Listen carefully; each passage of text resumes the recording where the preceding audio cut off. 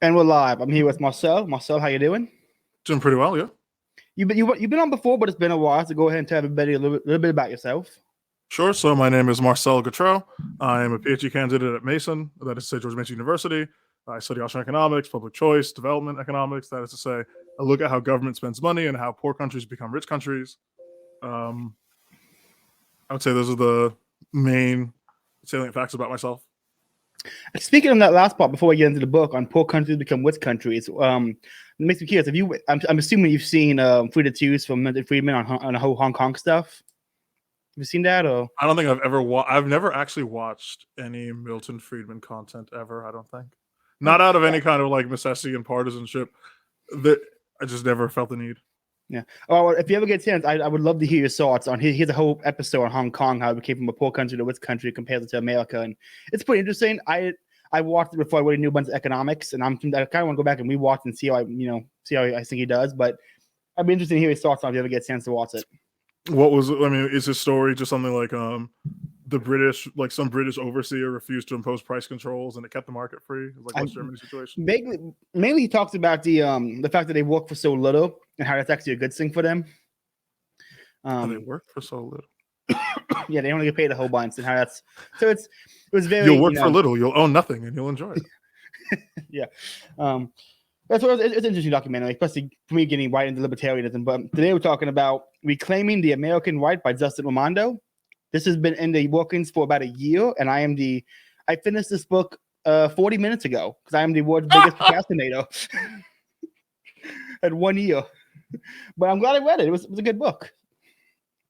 Mm-hmm. Yeah, I think I read this book first. What is it now? 2023. Probably read it sometime around 20. Has to have been after 2017 because it was after Trump was president. I mean, of course, he's still president, right? And it was sometime before the midterms of first administration. So it must have been 2017, 2018. Yeah, I mean, I was a little surprised that the first two chapters were just covering the Trotskyists pretty much, but they had a little part at the end of it, and so I can find it here actually, covering why he covered so much of the Trotsky stuff. Here it is. Nope, that's not it. Hold on. Well, so I can work through. So for those who haven't read it, first of all, you should stop listening, read the book. But Raimondo goes in detail on what is kind of a passive meme in paleo-libertarian circles, or really, I think now, I'd say 50% of of esoteric rightists will have this idea of like the sort of Trotskyist to neocon pipeline. You will see Pat Buchanan talk about this, Tom Woods, people who travel in the Mises orbit will go with this line. And it'll be somewhat unclear as to what we mean by this. And so it's put through in more detail in the book. But the idea is that for a lot of people who became the neoconservatives, they started their career in like the 1930s as like card-carrying members of the Communist Party. Indeed, one thing that I discovered when I was putting together a presentation based on this book or something else was that there are more substantive, direct personal links between the Republican Party and the Socialist Party of Eugene V. Debs than between the Democratic Party and the Socialist Party of Eugene Debs. With with the Democrats, you can kind of do a story with Barack Obama, the National Lawyers Guild, like the Weathermen. You can kind of stitch together something like that, but you don't get anything nearly as damning as people like, Max Schachtman, who was part of, whatever, Social Democrats USA, getting kicked out of like half a dozen different communist organizations, partially for being annoying, but also because he was anti-Stalinist, because he himself was a Trotskyist, and then getting a job at like the American Committee for Cultural Freedom, and then becoming like a major Republican thought leader. This happened to a lot of people. Yeah. The socialist for who was it? Socialist for Nixon. Socialist for Nixon was the idea. Very surprising. I never heard that before, but it was interesting. Yeah, the Socialists for Nixon it was an instance of the kind of argumentation that really leaves you, almost thunderstruck, where they said, how most communists will say, you can't criticize our communist beliefs because of what's happening in the USSR, because that's not real communism. These people, what they said was, North Vietnam is not communist. It's a Stalinist dictatorship. And therefore, because North Vietnam is Stalinist and not real communism, and South Vietnam is apparently a democracy, that means that since democracy is like close to communism, that actually gives America almost an ethical mandate to bomb the shit out of North Vietnam. It's the Trotskyist. I find out how many Trotskyists were in America. Honestly, like the prevalence of Trotsky, especially I was reading I never read any Trotsky per se directly, but his relationship to Stalin, the Lenin, the running out of Russia, the letters he'd write back and forth to the States and the Americans. I don't know what it is that made Trotsky so appealing to so many of these people, but it is definitely an interesting connection to the study. It makes me want to read some Trotsky actually to kind of see what made him so appealing. Well, in a way, even though Stalin was the guy that ended up in charge, it would make sense for Trotskyism to be sort of the mainline Marxist-Leninist thought in the United States. To believe Trotsky anyway, Stalin was just a glorified bank robber before he, tricked the poor innocent Communist Party and single-handedly turned it into a terror state. Meanwhile, Trotsky is like the butcher of St. Petersburg. I mean, Trotsky was out there, massacring, starving tens of thousands of people, going to prison and everything. So he was like, the sort of the true philosopher between the two of them. So if you were in the United States, and you were one of the, God knows how many immigrants into the country that had communist sympathies, and then you said like, okay, well, who's like our main person after Marx and Lenin? Who's next? Trotsky is kind of just the next guy. Yeah. Makes sense. See, I guess what's really interesting to me is the amount of neoconservatives that kind of wrote about the end of history. There was a very Charles Krauthammer, for example. What's really about him? I watched him when I was a kid on Fox News as a guy in a wood sale, So then to read about him, actually he wasn't just a Fox News commentator. He actually wrote things and was like an actual member of sayings. And I always assume he's one of those hot blondes who stuff on Fox News randomly. It's as I think about it too. I also only remember Charles Krauthammer when my mom was watching like the O'Reilly Factor or whatever, and then he was one of the talking heads there, and I was like, "This is an interesting person." I didn't even know he was. My grandpa who still watches Bill O'Reilly on YouTube claims Charles Krauthammer was like the greatest American who ever lived. He loves that guy, and I can't back see that statement in multiple ways. Wait, Bill O'Reilly is still active on YouTube? Bill O'Reilly and Glenn Beck, he watches those on YouTube. I gotta say, Bill O'Reilly, he's annoying, but he has such a fun way of doing the show that I kind of like every once in a while I tune in. He's just it's like boomer energy. It's kind of fun. I wonder if I were to go back and like watch Bill O'Reilly, would I find his personality endearing? Because when I was younger and I would like watch him in the corner, I was always, he was always interacting a lot with Jon Stewart. Like they were friends to the extent that you can be friends with somebody like Jon Stewart. And so, since, Bill O'Reilly was like the sort of the dumpy straight man of that something of a comedy duo. I wonder if, now that I've fully outgrown Jon Stewart, will I now appreciate Bill O'Reilly? Probably not, but it's always a possibility. Listen, I can't hate, we shouldn't like Bill O'Reilly, but anyone who gets a divorce and tries to get the Vatican to like, excommunicate his ex-wife. That's a baller move. I thought he was like, he's going to start his own church or something. I mean, that's sort of the normal maneuver when you divorce. But this is divorce so bad. Soccer player who moved to Saudi Arabia and tried to get them to change their laws on cohabitation, so he wouldn't need to marry his girlfriend. What? I did not hear about that. It's I don't think it's Ronaldo. It's some other guy. But some people they will just move heaven and earth. Mainly Earth. New religions, it's wild. I mean, there's that old joke about Lucifer started with a Mason because he wanted to bang a nun, and it's the pussy rules all. That's the way to put it.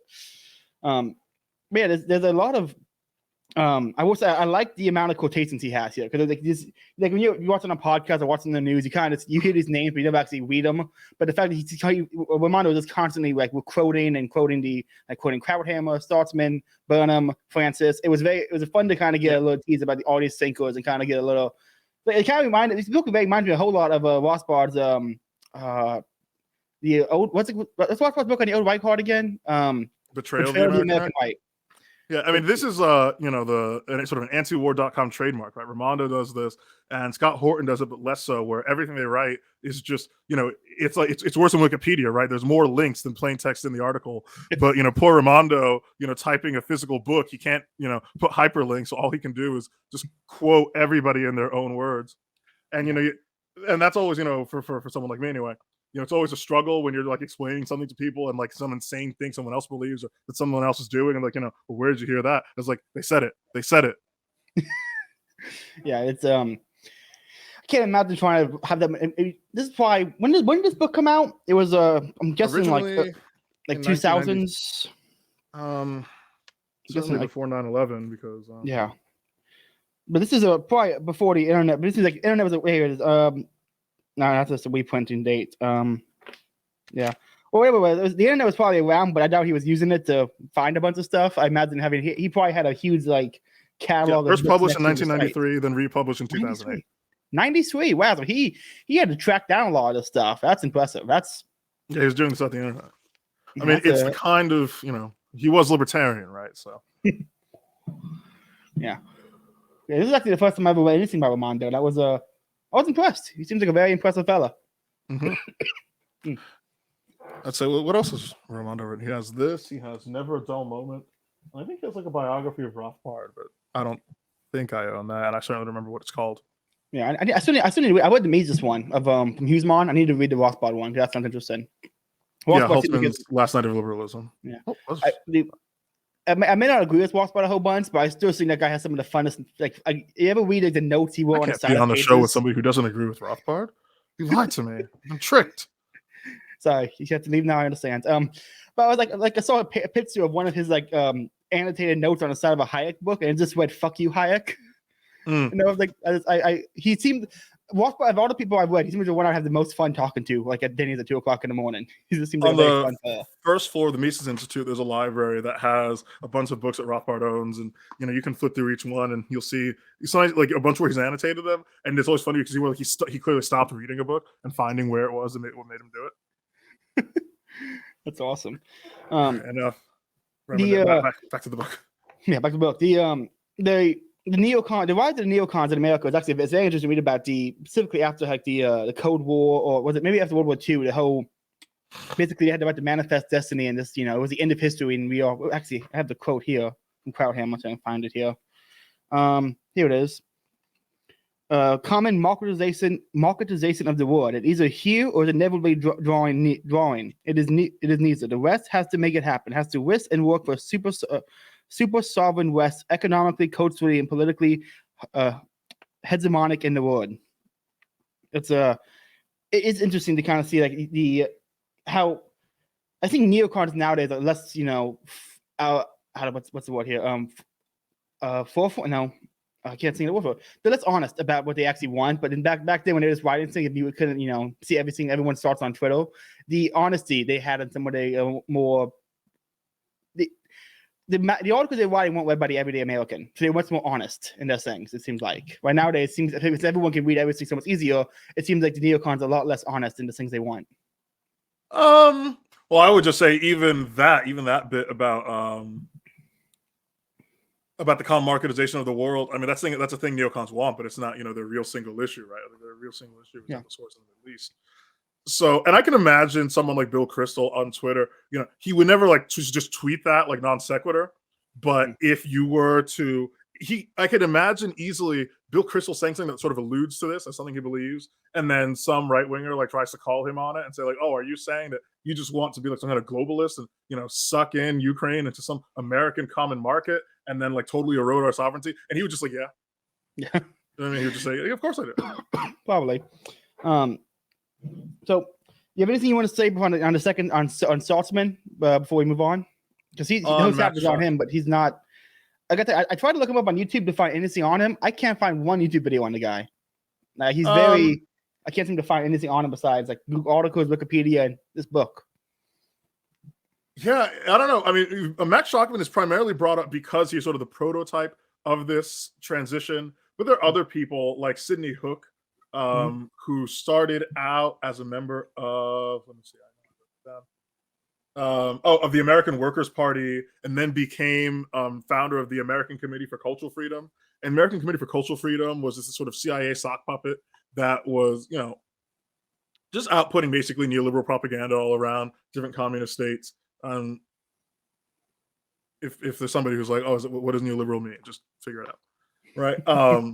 So these people, they were in communist movements. They were kicked out for a combination of either being annoying or being opposed to Molotov-Ribbentrop. Molotov-Ribbentrop, to be clear, there were like 2 generations of people leaving the Communist Party.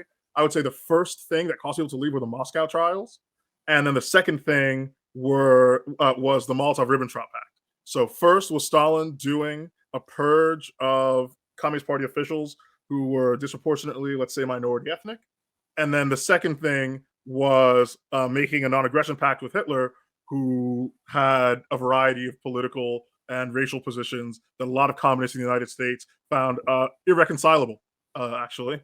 So these were the 2 things that caused people to abandon, or not to abandon, but to really like find themselves truly not welcome in communist parties. And they would say, a refrain that you will hear we've been here for the past century. I didn't leave the left. They just got too radical for me, right? You would also see this in the 1960s, where you had a lot of people that you might say, like sort of leading roles, even in like civil rights, but then they felt that the black radicals were getting too much into nationalism in certain third world countries, and like, oh, this is like way too. I can't tolerate this, right? And then they say, the left has gotten too radical for me. Like it wasn't anything about America or like domestic policy that got them as such. Although I guess there was the case of like the Oceanville-Brownsville teacher strike, where I guess that was sort of a domestic policy that got certain like people in the American left to say, oh, I can't be part of this new radical left, right? But usually it was like foreign policy concerns, we'll say. Seeing the left, supposedly take on a more dovish tone, either a more dovish tone on communism or, a more third worldist tone in other people's countries. And I say we moving on to like the 3rd chapter on was it the 3rd chapter? No, it was the hold on 6th chapter on Colonel Colonel McCormick, who ran the Chicago Tribune. Yes. Yeah. That was, I guess that made me much more. I have right next to me Rothbard's Progressive Era, and I'm reading about FDR and reading about the story of the what's it called? The Final Person? No, it was the I can't remember what it's called now, but the story the Chicago Tribune broke about how FDR promised everyone we're not going to go to war, and then shockingly he lied. Yeah, shockingly he lied. He altered the deal. Pray we don't alter it any further. But finding out, because it's the overview of history is, maybe history always reading the overview of things, but to kind of get into the weeds of like reading like reading a story about a reporter who broke things that happened, kind of to see how awful and how much they lied. Like everyone kind of knows, okay, FDR probably lied to the American people, but it's not as often. It's not to the same extent when you read it in this book. It sounds like, oh, he promised. I always forget his name. Oh my god, I don't know why I can never remember. Winston Churchill. He promised him he'd join the war, and came back, and every reporter was like, "You promised him this." He's like, "No, I didn't. I never promised him that." And then, a few weeks later, they find one of the only 5 documents that are planning to, start World War II, and just to join World War II. Let's be join World War II. Sorry. This kind of shows the history of media. Reading history from a journalist perspective is always a very interesting thing. It makes me want to read Garrett more. Kind of just read the journalists who were at the times, Yeah, and this is part of the story that Raimondo is not 100% clear, or not rather, not the thing about what was it called, the Victory Plan affair, but broadly the story of Colonel McCormick. It's one criticism book. He does not quite tie it into a sort of load-bearing pillar of the next chapter, where he, again, if you travel in these sort of libertarian circles or these old right paleocon circles, you will hear reference to Bill Buckley and National Review and the idea of how Bill Buckley, purged the John Birch Society from it. And, if you tell the story to somebody, sometimes, if they're libertarian, they'll ask you like, hold on a second, why is there like a moral right to be in any one particular conservative newspaper, right? They'll say, you know, why is it so bad that, I mean, maybe it's just something about Buckley that he removed the JVS, but like, how can it be that you kicking this one group out of the editorial pages of like one newspaper gives you total control of the conservative movement? And Raimondo kind of touches on it, but there's another book that's even better for it. But the federal government really went all in starting in the 1940s and then kicked it into even, you know, higher gear in the 1960s of really like destroying all right-wing or conservative media in the United States. In print, it started during World War II. And then over the radio, it started in 1962 or 63 or 64, sometime during the Kennedy, right at the beginning of the Johnson administration, where in collaboration with the head of the AFL-CIO, the government created something called the Fairness Doctrine, which for multiple reasons made it basically impossible to take any anti-government stance on the radio, which from 62 to 68 was, of course, 62 to 62 to 68, 69, right, was just run by Democrats. And to be clear, Republicans could not effectively weaponize this for themselves when they took power, when Nixon took power. But this is why, you know, somehow, as if by magic, National Review was one of the only newspapers left standing out of this purge. So with Colonel McCormick, they got him basically on a campaign of harassment, you know, accusing him of like espionage and treason because of not only this thing with the Victory Plan, but later on they tried to accuse him of letting the Japanese know that we had like cracked their codes or something along these lines. And then Adlai Stevenson, who ran some communist group, I don't know, look it up. He would actually go on to be under the Kennedy administration, he would go on to be the American ambassador to the United Nations, unless I'm getting my names mixed up, because he famously during the Cuban Missile Crisis, I'm like 90% sure he was the one who was like, Nikita Khrushchev, you know, are there weapons in Cuba? Yes or no? Don't wait for the translation. Yes or no? I'm like 90% sure that's Adlai Stevenson. If I'm lying with an agenda, somebody can just, you know, correct me on this in the comments. I won't read it, but you know that I'm pretty sure that's the case. So between FDR harassment during the war, then of print, and then a second campaign against radio by the Kennedy administration and the Johnson administration, that is how it came to be that, you know, National Review, like seemingly the only conservative media left, which was run by a former CIA agent, if they said John Birch Society can't be on their pages, then it's off to the mailing list, right? You know, it would be, you know, if you could just imagine a situation where, you know, you go on YouTube and like all of the right-wing media accounts that were there in 2016 are gone, and everyone else you see is like a Daily Wire affiliate. And then, you know, some guy gets dropped from the Daily Wire, and then their career is, you know, somehow basically over, even though they have a Patreon and a mailing list. If you can imagine a crazy situation like that, then you might be able to see why it's important that National Review could just unilaterally, or how it could be the case, the National Review could sort of unilaterally set, you know, the Overton window for conservatism in the United States. Yeah. No, the history of the controlled right, or the permissible right, as I think Francis called it, controlling the right being the enforcement arm for the left, of controlling the Overton window, is always very interesting. It makes me, I need to read Garth Reed's The Great Purge on the National Review going after everybody else.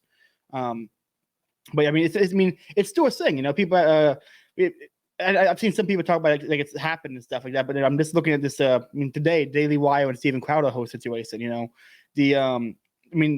not to get too deep into the weeds on that, because it's a whole big thing. But you know, I think that's the Daily Wire saying that if you get demonetized or get a YouTube strike, they will dock your pay. Is just them being a enforcement wing of the big tech for conservative voices. Yeah. So, admittedly, I don't sympathize too much with Crowder on this issue. For you know, for people like listening to this episode somehow, like 10 years in the future, there's a controversy happening, and it's January of 2023, where Steven Crowder is making a fuss because the Daily Wire gave him a contract that said that if he gets like deplatformed from any particular tech thing, like they dock his pay by like some massive percentage.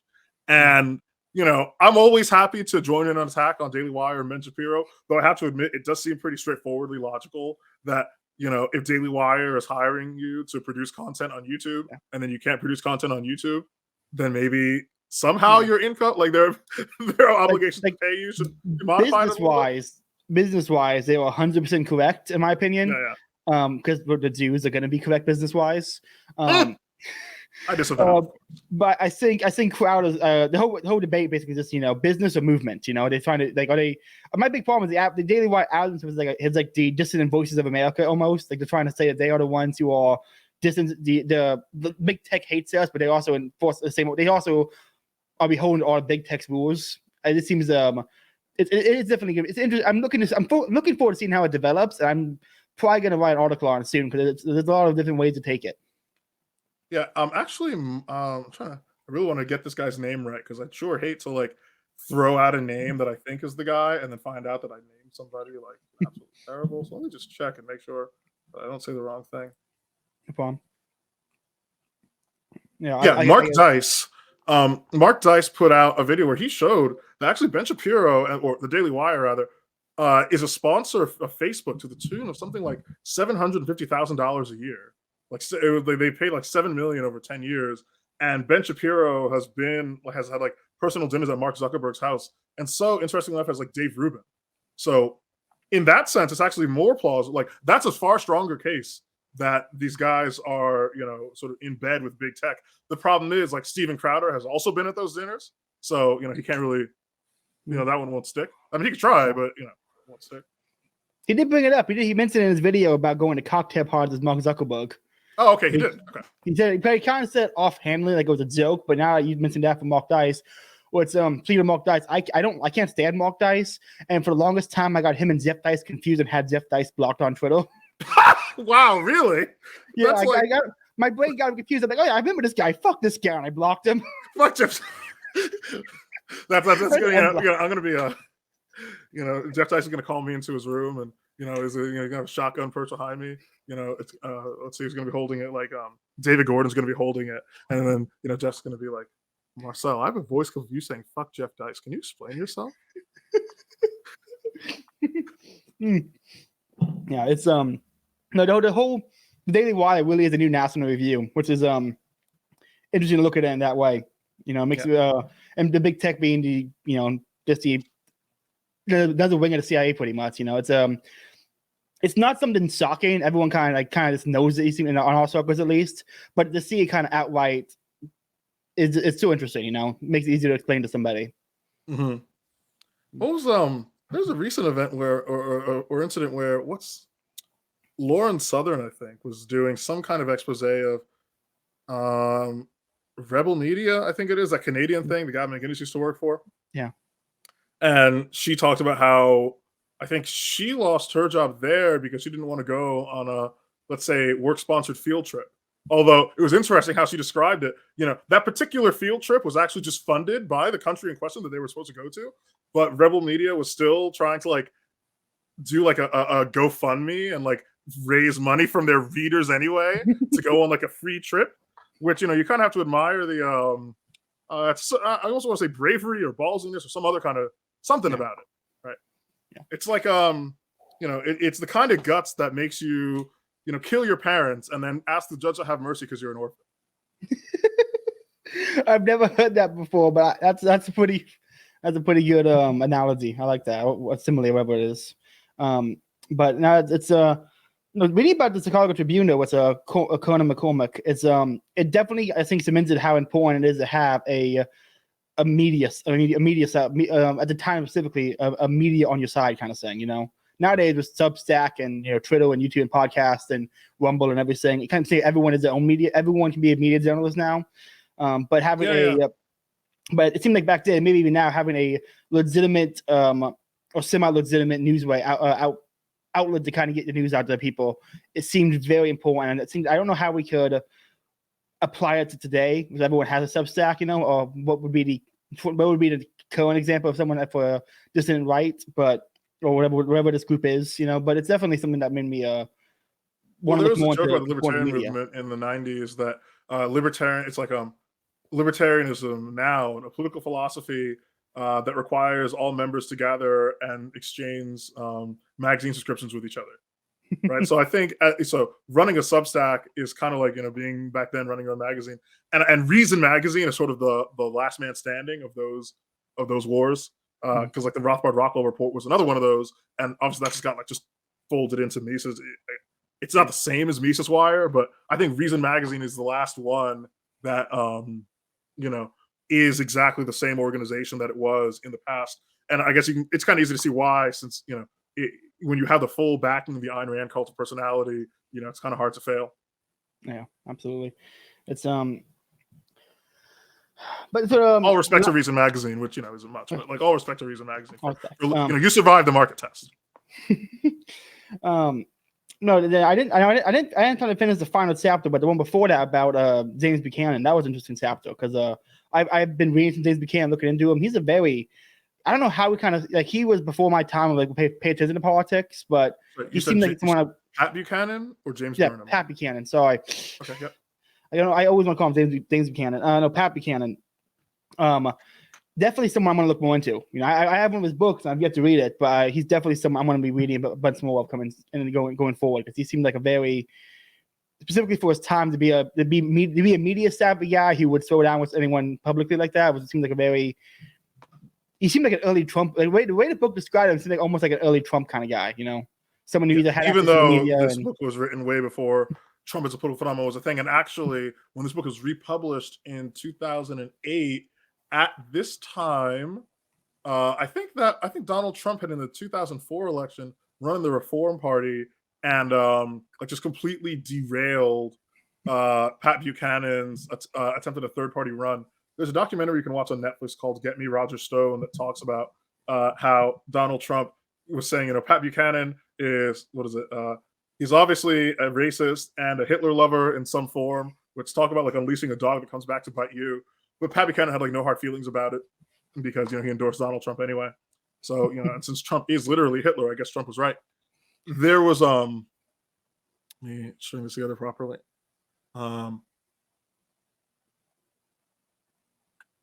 We don't see this anymore.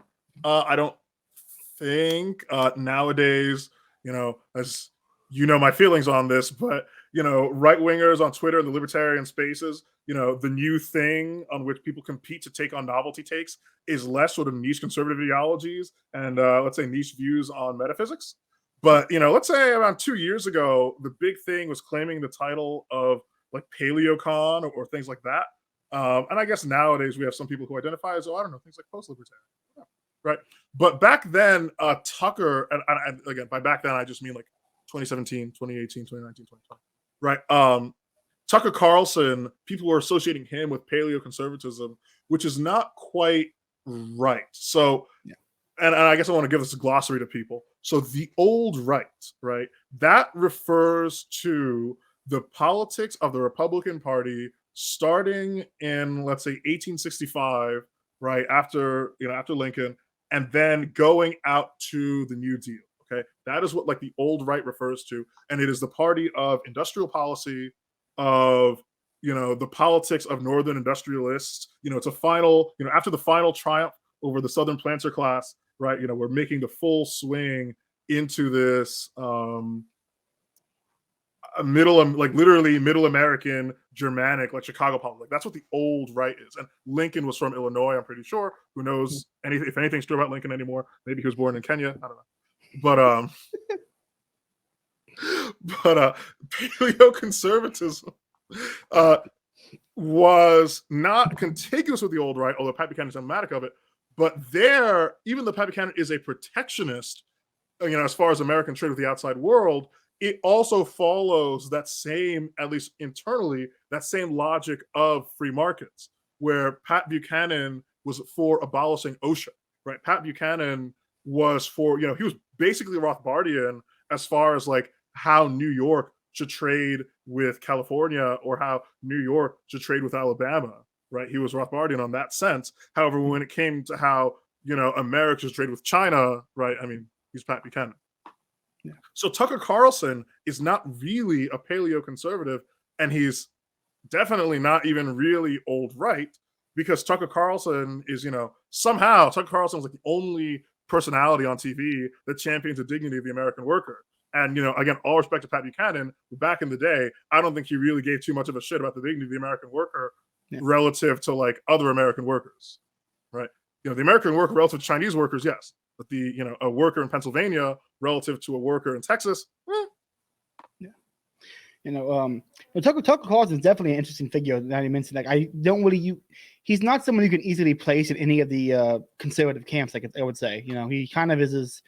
He's not a Fox News conservative. He's not like Dave, he's not like Michael Knowles. He's not Dave Rubin. He's not. He's I don't know. Dave Rubin. Like, he's in the conservative camp as the liberal wing. He's a liberal. He's. Dave Rubin's just gay. That's all I'm going to say about him. Dave Rubin is the right opposition, right? Dave Rubin is basically Nikolai Bukharin, right? He's the right opposition in the communist revolution.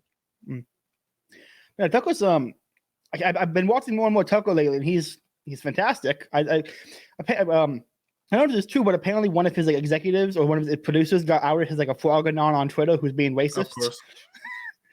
Which I just imagine. I really hope it's true that Tucker has some anon account we sit posts from. Yeah, really which should tell anybody here, like, if you're entertaining any plans of like changing the Republican Party from the inside, or like maybe getting a job at Fox News, what's waiting for you, right? You try so hard, get so far, and then they find your frog account, and it's like, oh well, spaghetti, right? You got to go like sulking back to like Michael Heiss or whatever. It's like, Mr. Heiss, I'm sorry, I tried to be a Republican. Please take me back. The old right is definitely. I'm really hoping like what is it? The old Glory Club on YouTube. Have you watched any of them? The old Glory Club. No, the interesting group of like American dissident white people: Pete Quinones, Owen McIntyre, Paul Fahrenheit. Okay. Wait, hold on.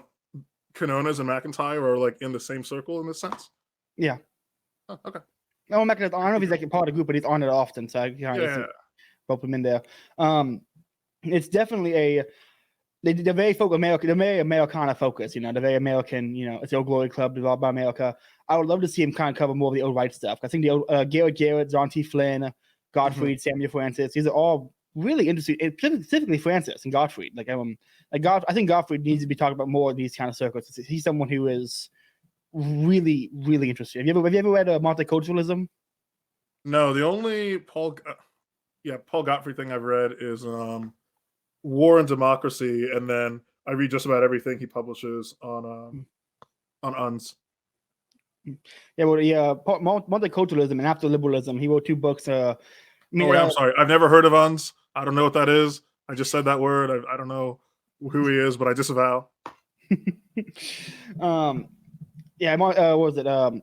Someone explained it. I think it was in Populist Delusion, Academic Age. He kind of said it was a managerial revolution from Burnham, Leviathan Enemies by Francis, and then After Liberalism, Multiculturalism by Gottfried, kind of like a series. You read those in order like that, and you're going to get an understanding of, like, they're all kind of connected to each other, kind of build off of the last one, which is sure.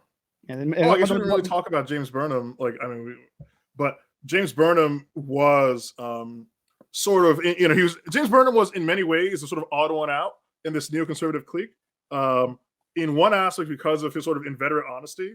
So when he was in the American Committee for Cultural Freedom, when it was revealed to be a CIA front, everybody was like, "Oh, goodness me! I didn't know that when I was like, pretending to be a social, when I was doing like socialism for Richard Nixon and criticizing Moscow, like I didn't know I was working in like a CIA front." And James Burnham was like, "Yes, we are.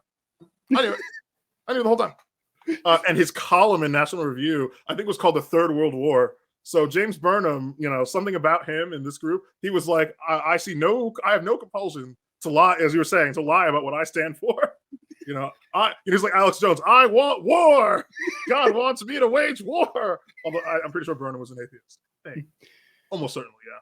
Yeah, no, but, I gotta say, my favorite. How was it? I hit the book. My favorite line from the whole book is in the first page. I'm saying fine here. Here it is. No, that's the introduction. Some Rothbard. In a lifetime of political writing, James Burnham showed only one fleeting bit of positive interest in individual liberty, and it was a call in National Review for the legalization of firecrackers. Yeah, of course, yeah. It was like, I think Americans should have access to explosives, yeah. Yeah. It's another thing, people should Oh, yes. Another thing you should read about this book is in the chapter we're talking about, chapter 9, the Paleocon Revolt. It talks about the smears that Pat Buchanan had to face when he was opposing the first Gulf War and how well that rhymes. So for me, I'm 27, so I was 8 years old when we invaded Iraq, and one of my life-defining moments was having the kids at school gaslight me on whether or not Saddam Hussein did 9/11. I knew that it wasn't Saddam, but I didn't remember the name of Osama bin Laden. I just knew that Saddam Hussein sounds like a different name than Osama bin Laden. And all the kids were like, no, he didn't. And like a teacher had to let me know. So for me, it was the Iraq War that really was like red letter. But luckily, apparently, if I were like even born 10 years earlier, I could have got the same experience when we bombed Iraq the first time. Yeah. No, that whole chapter on the spewing of Buchanan, calling him anti-Semitic, was very. It seemed like it was illuminating. Illuminating. I was very like, oh, that's when they started doing it. They kind of. I think that smear's gotten its utility a bit earlier than that. Yeah, that's it. But it was very not starting, but very telling, I guess. Kind of. It's like not seeing it was used against the John Birch Society. I'm thinking. Actually, it was used against Joseph Sobrin, who wrote for National Review. He was a senior fellow at the Mises Institute, and it was how we got a very amazing line from come on, I'm like losing his name. The guy who ran National Review, William F. Buckley. It's one is tempted to laugh at inordinate power, even as one deplores it. Which he said this after he fired Joseph Sobrin for for certain foreign policy views that he had. And Buckley, the National Review, I can't stand, and anytime I hear Buckley, anytime I read him, I can't stand him. But just the way he carries himself and he talks to people is something that like a smug assholeness that I kind of I like it, Mm-hmm. Like watching him do like the what was that one this firing line with William F. Buckley. Yeah, I love watching that show. Like he's wrong most of the time, but he's just so much fun to watch because he's just such a dick and so smug about it. It's like watching Michael Knowles nowadays, where you're like, you're not right, but you're fun to watch. There's one section in the book also. I think I'm just go through the list since we were past this 42-minute mark, which is something that Raimondo claims, and then he cites Rothbard, and I checked the Rothbard citation, and as far as I can tell, it's like a personal conversation. But I'll just read it here. It's on the Korean War, where this is Raimondo in Reclaiming the Right. He writes, in Betrayal of the American Right, Murray Rothbard reveals that Buffett, that is to say Representative Howard Buffett, had been told by Senator Bridges, Republican New Hampshire, that Admiral Roscoe Hillenkoetter, head of the CIA, had so testified in secret before the Senate Armed Services Committee at the outbreak of the war. That is, that the U.S. had been the real instigators of the Korean police action. For his indiscretion in testifying, Admiral Hillenkoetter was soon fired by President Truman and was little heard from again in Washington. For the rest of his life, Buffett carried on a crusade to have Congress declassify the Hillenkoetter testimony without success. So there's two things. One, I'm pretty certain I'm butchering the name Hillenkoetter. This is clearly like some kind of German name, but I don't know how to pronounce. It's also kind of wild just how many of like our generals during World War II were themselves German. Like how on earth we had like General Eisenhower prosecuting our war against it. Like, man, wasn't it like 20 years ago we made it illegal to speak German on the phone? Like how times do change? Yeah. But second off, I've been trying to find any other details on this Hillenkoetter testimony. I mean, I can certainly see that that Representative Buffett, and I have been found, was trying to have this testimony declassified, but I can't find any more. Like, it all cycles back to Rothbard. So if anybody can, like, I don't know, want to do research on this and help me find more on this Hillenkoetter testimony, that's Hillenkoetter, Admiral Hillenkoetter, fired by President Truman. If anyone can find more on that testimony about the U.S. somehow starting the Korean War, ultimately my worldview does not live or die on who started the Korean War. There are far more interesting wars that you can investigate, but it's still an interesting question, I think. Absolutely. Once it's posted, hopefully we find somebody who can investigate that for you, because that does sound like an interesting question. Yes. Again, this is the first time I've actually highlighted a book because there's so many things I wanted to remember for it. I don't normally highlight books, but there's so many things like I gotta remember that for later. So I never write in books. I never highlight books. The most I'll do is like a post-it. I'll put in. But I normally don't. See, like this book has gotten kind of like messy. Like even the film is coming off of the cover for whatever reason.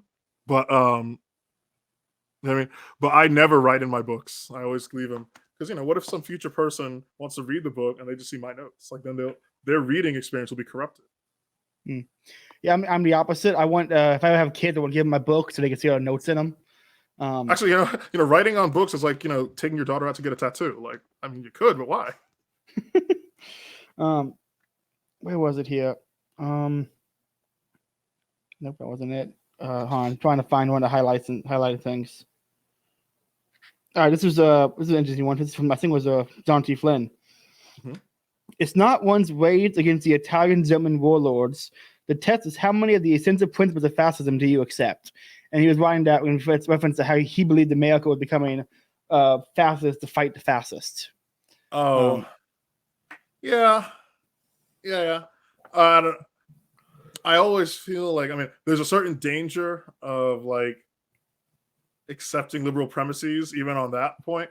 Like, yes, he's right. Like the transformation of the American economy, between 1930 and 1945, like the country just became like fundamentally unrecognizable legally. So that is true. Whether or not this was, moving towards fascism, I think, more politely managerialism, right, as James Burnham would have called it, was a better description. But, all the people that were responsible for this, economic transformation, are not really resented enough for their leading role. All these people were like members of labor unions. These people were like left wingers. They were communists, not fascists. My thing is that I actually don't know anything about Italian fascism besides what I read from Evola, which apparently I've heard is not like representative of actual Italian fascism. And so I really don't know, like when someone says fascism, like I really don't know what they mean unless they were referencing Evola specifically. In my mind, I always just say, fascism is the imposition of middle class values by force. It's, like if you ever want to know what fascism is, think about how there used to be a situation where, every company had its own, every phone company had its own like special charging port, and then the EU had to do a regulation that you have to use the same one. And like you hear a libertarian say like, oh, they're selling something in the market, and then they say, well, what if the phone companies, instead of giving you the charging port you want, what if they said, well, what if we just remove the charging port and made us do wireless? Fascism is the middle class bourgeois impulse you have to like say, what if we shot you? Put the charger back. That impulse where it's not just bourgeois interests, right? Because Marx had this idea that the state is the executive committee of the bourgeoisie because it promotes like free markets and property rights, and that's not fascism. Fascism is like the sort of virtues that you as a I mean, it's really hard it's hard to say it's European. I mean, certainly Europe was the only continent, right, the only diaspora to have a bourgeois class, but that sort of feeling that you get that there are some market practices that not only should be prevented, but that the rule of law that makes it possible for you to have a market actually takes a secondary backseat. You can also think of fascism as like, this is like a very coarse straw man here, but you think about a situation hypothetically where somebody makes some kind of contract that says they're allowed to like have sex with their employees, right? And for some reason, nobody's like passed an actual law against it. And it might be the case that you contrive some kind of court ruling, or you just pass a new law to stop this, and he's like, okay, no more having laws like that. And that's all compatible with like a sort of capitalist bourgeois mentality of like, or bourgeois interest of like, contracts need to be enforced, but some contracts have got to protect the integrity of the market. The fascist impulse is the one that says, what, I actually don't care about rule of law as such. I don't really care about like expectations. I think that like we should just shoot the guy who wrote that contract, right? Because I, as like a well-adjusted middle-class person, find that to be like objectionable. And then a sort of capitalist would say, well, I don't know about that. We can just change the law here. We can't punish somebody for a crime that wasn't a crime when it happened. And fascism was like, yeah, we can. Yeah. Actually, I think we can do it. We can totally do that, right? And so so fascism is when like enough people start catching the vibe that like there's no political solution, and we're just going to enforce. We'll enforce laws on a case-by-case basis. We're just going to be taking your property, and then if you say, well, you can't take it because that's like that's hypocritical because it conflicts with some other ruling, and then the fascist is sort of jotting it down like, why don't you tell me everything else that this is just like? you can't take my paintings. If you seize my paintings, I mean, me investing in paintings is no different than like investing in the stock market. And the fascist is like, note to self, steal from stock market next, right? That's fascism, right? That's that impulse, that mobilization of like bourgeois resentment against the rule of law system that makes, a bourgeois lifestyle possible. That's a very like sort of ersatz Marxist analysis of like how I would define fascism. But yeah, so I always say fascism is the imposition of middle class values by force of arms. I might have taken that from somebody, but God knows I don't remember who anymore. It's a good. It's from what I know about fascism. Fascism seems like a good description. It sounds. Yeah. Well, we're coming up on the end. We only got about 10 minutes left. What are any final thoughts on the book? Conclusions? Anything else you want to cover? There was one thing that Raimondo talks about here that I didn't really get to, which was Max Adorno, or was it Theodore Adorno? Something. Adorno, and his book on the authoritarian personality.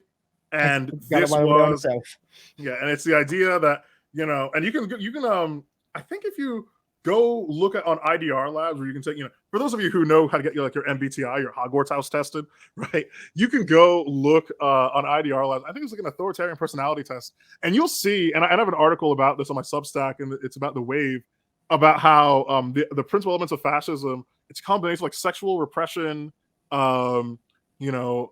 unsophisticated or an opposition to overly sophisticated thinking. Let me just find the list of things that are fascism according to Adorno. No problem. Go ahead.